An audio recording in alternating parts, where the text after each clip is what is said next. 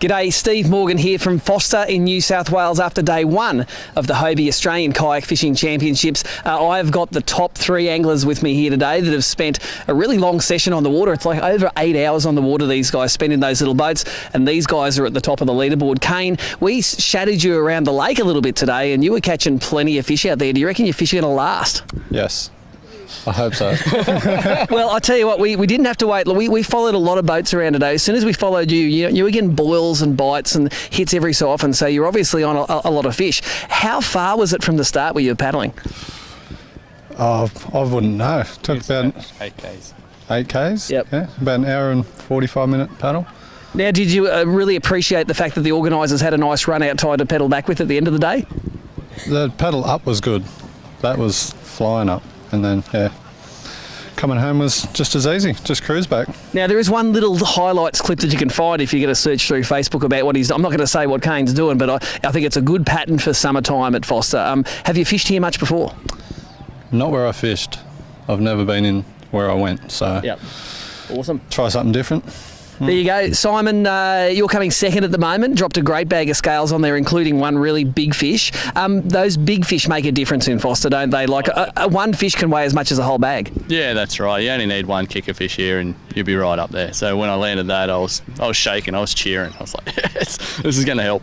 Now, in kayak fishing, I'm used to fishing the power boats where there's two in a boat. There's no one to high five when you're by yourself. No, I was just talking to myself. Now, the Forster, of course, it's a game. It's in the racks. I'm going to hook a lot more big ones, but they're going to bust me off, or I'm going to fish some open water. Were you an open water or a close structure fisherman today? Close structure. Yep. And I only lost one lure, and that was to a flathead, believe it or not. There you go. So you reckon you can go 3 days only losing one lure? No chance. And your fish, you reckon they're going to hold up? No.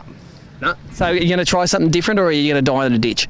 No, I looked around this afternoon for new spots to fish tomorrow morning. So when that tide's up, it makes a big difference. Awesome, that opens up all that structure. Jack, you had a big bag. You're a few hundred grams ahead of the next competitor, but you had a really big fish in there anchoring it. Like, was it 2.4 kilos? I take off the 1.4. You had like a 1.4 and two little 500s. Yeah. Are you worried that all your weight came from one fish? No, because I lost a few big fish today, which was disappointing rather than not. It bent me over backwards and sent the kayak into the racks and whatnot. But yeah, it was good fun today. Was it an expensive day?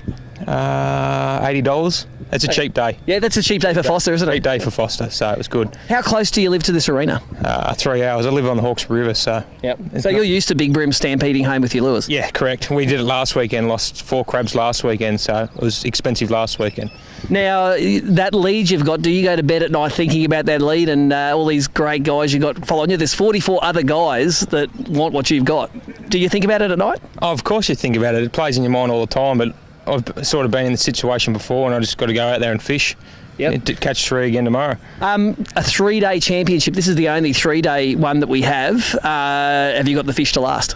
I think so. I covered a lot of water today. I didn't overfish my spots. I left them for the bite period I had early in the morning, then I moved on to another area and sort of moved along. I probably covered 25 kilometres today. Yep. So... Look, these guys are all fishing in identical Hobie outbacks that are worth about $8,000 a piece. It's a great event to get involved with. You can go and see your local Hobie dealer if you want to get any information. All of the results and everything you want to know is on hobiefishing.com.au, but we're going to catch up with you again from Forster tomorrow.